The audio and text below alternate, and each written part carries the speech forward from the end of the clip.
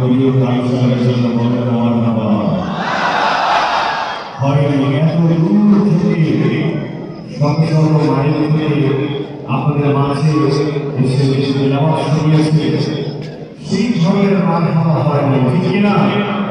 আমি চিৎকার করে কারি সাহেবের জন্য বলেন মারহাবা। রাসূল করিম সাল্লাল্লাহু আলাইহি ওয়াসাল্লামের জামানা থেকে এক শ্রেণীর মানুষ ছিল, এখনো আছে, আগামীতেও থাকবে।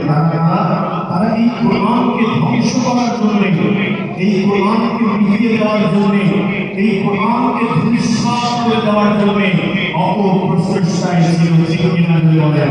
ঘোষণা না হবে, মহান রব্বুল আলামিন না চাইবেন, ততদিন পর্যন্ত এই বিশ্বে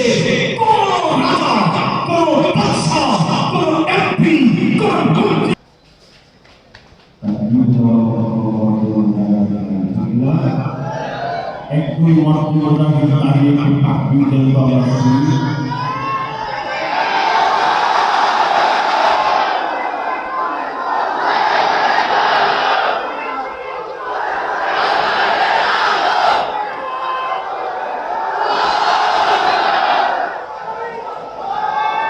অনেক ধরে দাঁড়িয়েছে।